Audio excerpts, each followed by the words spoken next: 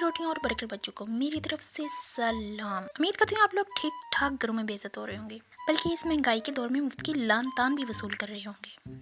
ये मैं अपनी जैसी तंदूरी रोटियों को कह रही हूँ, क्योंकि चाहे संडे की छुट्टी हो या मंडे की, दिन हो, दोपहर हो, शाम हो या रात, घरों में रहकर अम्मा अब्बा से बात बात पर बेइज्जत होने का शर्फ सिर्फ हम जैसी तंदूरी रोटियों को ही हासिल है। मम्मी डैडी बच्चों का इस शर्फ से दूर दूर तक कोई लेना देना नहीं है, बल्कि इन्हें तो अपने मॉम डैड से जरा सी डांट पड़ती तो वो डिप्रेशन का शिकार हो जाते हैं। खैर, इन बर्गर बच्चों की वीकेंड वेकेशंस का भी अपना अलग ही लेवल होता है। अपनी मौज मस्ती, पार्टीज, खाबे, मूवीज, तो जहाज पे बैठ के बाहरले मुल्कों के सैर सपाटे। और हमारे घरों में लो जी, साढ़े घर में तो घर से निकला ही तब जाता है जब गर्मियों की लंबी छुट्टियों पर अब्बा दादी चाचा फूफी को हम घरों में बर्दाश्त ही नहीं हो पाते। और वो भी कहीं स्पेशल घूमने के लिए नहीं निकलते, बल्कि बोरी बिस्तर उठाकर नानी के घर तक दौड़ होती है, या फिर हाला मामू के घर। बस हम देसी लोगों ने इस्लामाबाद की फैसल मस्जिद, लाहौर का मीनार पाकिस्तान, शाही किला भी ऐसे ही नहीं देखा होता। वहाँ जाना भी तब नसीब होता है जब किसी का मामा हाला चाचा बाई चांस गलती से इन शहरों में ब्याए जाते हैं। खैर, अभी आप सोच रहे होंगे कि इतनी लंबी चपट चपट करने वाली है कौन। भाई, मैं भी एक देसी घराने का ही पीस हूँ, देसी पेंडू प्रोडक्ट। नाम है मेरा मेसनी। करती वर्ती कुछ नहीं, भले वक्त तो मैं डिग्री ले ली थी। ना खरीदी नहीं थी, बकायदा 4 साल यूनिवर्सिटी में जलील हो गए, थोड़ा बहुत पेपर से एक दिन पहले पढ़ के ली थी, क्योंकि अपने पास पूरे नोट्स ही दबाते थे जब अगले दिन पेपर होता था। है वो जलालत और थी, ये जलालत और है, ऑनलाइन जलालत जो आजकल हो रही है स्टूडेंट्स की। अपना छोटा भरा लेता ही ना क्लासेस। भाई जी, मैं क्या, क्लास में बैठ के टीचर के सामने एक्टिव हो के लेक्चर लेना बहुत आसान होता है, मगर ऑनलाइन क्लासेस, कभी नेट खराब, कभी बत्ती बंद। वैसे ये दोनों अहम मसले भी हम गरीबों के ही अहम मसले हैं, मगर इन मसलों को टीचर हजरात कहते हैं बहाना। सच बताऊं, पिंड में रहना किसी चैलेंज से कम नहीं है, और हमारा पिंड तो वैसे भी किसी जंगल का हिस्सा मालूम होता है, जहाँ बिजली का कोई भरोसा नहीं। हवा चले तो बत्ती गायब, बादल आए तो फिर 10-12 घंटे बत्ती गायब, और अगर बारिश टप टप बरस जाए तो 2-3 दिन बत्ती गायब। और मोहतरम इंटरनेट साहिब, जब जब इसकी ज़रूरत पड़ती है वो बेगैरत होकर निकल पड़ता है, अवारा। ऐसे में क्या पढ़ना क्या पढ़ाना। वैसे सलाम है आप लोगों को जो कभी अम्मा बा की गालियाँ, बहन भाइयों की लड़ाइयाँ, मोहल्ले के बच्चों की हबड़ दबड़ और सब्जी वाले लोया लैलन तो पतीसा वाले चाचा की आवाज़ों को बर्दाश्त करते क्लासेस लेते हैं। वैसे ही मैं पढ़ने वाले बच्चों की बात कर रही हूँ, वरना कौन कितने पानी में है सब जानती हूँ। खैर, बात हो रही थी डिग्री की। मेरी डिग्री और मैं जब से घर बैठे हैं, ऐश कर रहे हैं, कभी कभी ख्वाबों में, वरना अपने तो 24 घंटे जलील होने के रिकॉर्ड हैं भाई। खैर, जलील तो मैं घर में होती हूँ, मगर रिश्तेदारों में मेरा काफ़ी उठना बैठना है। जहाँ कहीं रिश्तेदार इकट्ठा हो जाएं और वह बैठे हों तो मैं वहाँ से उठ जाती हूँ, और अगर मैं बैठ जाऊँ तो वो उठ जाती है। बस ये उठक बैठक लगी रहती है, क्योंकि मेरे रिश्तेदार इन रिश्तेदारों में से है ही नहीं जिनके पास बैठा जा सके, और वो भी तब जब आपके अम्मा बाबी वहाँ बैठे हों। वरना ये रिश्तेदार वो दूर की कौड़ी सोच के लाती हैं कि हमारे वहम गुमान में भी नहीं होता कि कब कौन सा तीर अपनी बातों के जहर में बुझाकर हमारी तरफ फेंकेंगे और हमें जलाकर पसंद करते हैं। जैसे कुछ साल पहले तक बैठे बैठे ही किसी रिश्तेदार आंटी अंकल को हमारी पढ़ाई की फिक्र सताने लग जाती थी। एवं बस इतनी सी बात होती थी, और हमारे अब्बा शुरू हो जाते थे सबके सामने हमारे हिस्से के जवाबात देने, फिर इन जवाबात के साथ लॉन तान भी करने।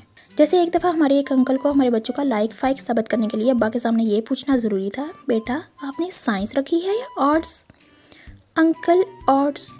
इधर मेरी तरफ से जवाब मिला, उधर अंकल को मौका मिला। अरे भाई, मेरी बेटी और बेटे ने तो साइंस रखी है, अब आर्ट्स को तो कोई पूछता ही नहीं है। नालायक बच्चे रखते हैं, इनका तो कोई स्कोप भी नहीं होता। जैसे इनके बच्चों ने साइंस रखकर आइंस्टाइन तक कारवे आ जाना सी। इधर अपने अब्बा, क्या करें भाई, कहा था इस नालायक को आर्ट्स मत रखो, कल को नौकरी भी नहीं मिलेगी, मगर इसने की ही अपनी मर्जी है। पैसा जाया करना है बाप का, कर रहे हैं, क्या कर सकते हैं हम। अब मैं सच को अपने 32 दांतों की बतीसी के पीछे ज़ुबान के नीचे दबाए बैठी हूँ कि मेरे अब्बा जान नहीं कहा था आर्ट्स रखने को। बकौल इनके साइंस में ट्यूशन की ज़रूरत होती है, और मैं पिंड में रहने की वजह से किसी सर के घर जा नहीं सकती, और कोई सर हमारे घर आ नहीं सकते। ये ख़ानदान की इज़्ज़त का मामला। अब्बा की इज़्ज़त की वजह से मैंने वहाँ से चुपचाप उठने में ही आफियत समझी थी। दिल में जिगर में आग लगी थी, और वह तब जाकर ठंडी हुई जब हमारे उन रिश्तेदार अंकल जो अपनी छोटी सी छाती को चौड़ा कर करके अपनी औलाद की तारीफों के पुल बांध रहे थे, वही औलाद मैट्रिक में 3-3 सप्लियों से फेल हो गए। बस दिल से आवाज़ आई थी, हम स्वाद आया। ऐसे ही होते हैं रिश्तेदार, वक्त के साथ साथ इनके सवाल बदल जाते हैं। कॉलेज यूनिवर्सिटी में थी तो आंटीज़ को ये फिक्र सताती थी कि इसका चक्कर किसके साथ चल रहा है, ये डेट पे किस होटल जाती है, क्लासेस बंक करके ये किस पार्क में बैठी होगी। अब चाहे लड़की यूनिवर्सिटी कॉलेज में नोट्स और टीचर्स के पीछे भागती भागती बावली होगी, मगर नहीं, चक्कर क्रिएट करना है तो करना है, और फिर इसको पूरे खानदान में डिस्कस भी करना है, चाहे अपनी मंजी थल्ले ही चोर निकल आवे। ऐसा तकरीबन हर खानदान की हर उस लड़की के साथ होता है जो खुद खानदान की दूसरी लड़कियों के किस्से कहानियाँ खुद उनके मुंह से सुनकर अपने मुंह में हाथ डाले कह रही होती है। हाँ, ऐसे भी होता है। और ये भी होता है जो मैं अब कहने जा रही हूँ। इतना बड़ा मसला कश्मीर और फ़लस्तीन भी डिस्कस नहीं होता जितना डिग्री लेने के बाद हम देसी लड़कियों की शादी का होता है। कहीं आंटीज़ के दरमियान गलती से बैठ जाओ, इन्हें ऐसी फिक्र हो रही होती है जैसे मैं कुर्सी पर नहीं बल्कि इनके सीने पर मोंग दलने के लिए बैठी हूँ।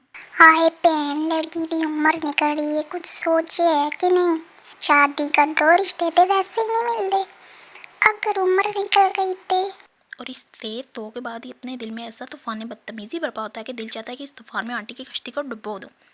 और ये फिक्रमंदी के दौरे उन खवातीन को पड़ रहे होते हैं जिनकी खुद की बेटियाँ ससुराल में अपनी बैंड बजवा रही होती, और फिर इन खवातीन को दूसरों की बेटियों का भी सुकून रास नहीं आता। इनका वो हले दिल होता है, हम तो डूबे हैं सनम, तुम कभी ले डूबेंगे। परसों की बात है, वो आंटी भी बातें कर रही थी जिनकी खुद की बेटी 4 मिस कैरेज करवा के पिट पटाकर घर में बैठी थी। बस इनके मुंह खोलने की देर थी। मुझे तो चढ़ गई कोड़।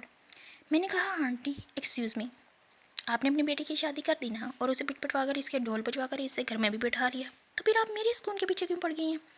ना तो मैं आपके घर की रोटी खाती हूँ, ना पानी पीती हूँ, ना ही आपकी जायदाद में मेरा हिस्सा है।